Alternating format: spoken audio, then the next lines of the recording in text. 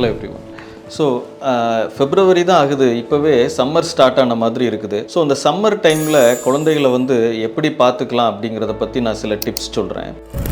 Summer டைமில் முக்கியமாக வர்ற பிரச்சனையே வந்து நீர் சம்பந்தமான பிரச்சனைகள் தான். அதில் முக்கியம் டீஹைட்ரேஷன்னால தான் முக்கால்வாசி பிரச்சனைகளும் வருது. ஸோ அடிக்குவேட்டாக குழந்தைங்க வந்து தண்ணி எடுத்துக்கிறாங்களா அப்படிங்கிறத மானிட்டர் பண்ணுங்கள். ஸோ காலையிலேயே நீங்கள் ஒரு மெஷர்மெண்ட் கேன் மாதிரி வச்சு குழந்தைங்க வந்து நைட்டுக்குள்ளே எவ்வளோ வாட்டர் இன்டேக் இருக்குதுங்கிறத கண்டிப்பாக நீங்கள் மானிட்டர் பண்ணணும். அது இல்லாமல் நிறைய ஃப்ரூட்ஸு, ஜூஸ், டெண்டர் கோகனட் இது எல்லாமே நீங்கள் நிறைய கொடுக்கலாம். ஸோ இதில் என்ன ஒரு விஷயமும் இருக்குது, நீர் சம்பந்தமான பிரச்சனைகள், அதாவது மஞ்சள் காமாலை, டயரியா, வாமிட்டிங், இது எல்லாமே இந்த சம்மர் டைமில் ரொம்ப அதிகமாக இருக்கும். சம்மர் நேரங்களில் ஸ்கின் ரிலேட்டட் ப்ராப்ளம்ஸ் வர்றதும் ரொம்ப காமன். ஸோ இது மோஸ்ட்லி ஸ்வெட்னால தான் வரும். நீங்கள் வெயிலில் போயிட்டு வரீங்கன்னா இமீடியட்டாக பாத் எடுக்கிறது, அந்த மாதிரி ஸ்வெட்டை கிளியர் பண்ணுறது ரொம்ப முக்கியம். ஸோ முக்கியமாக வெளியில் போகிறீங்க அப்படின்னு சொன்னால் சம்மர் டைமில் சன்ஸ்க்ரீன் யூஸ் பண்ணுங்கள். தேங்க்யூ.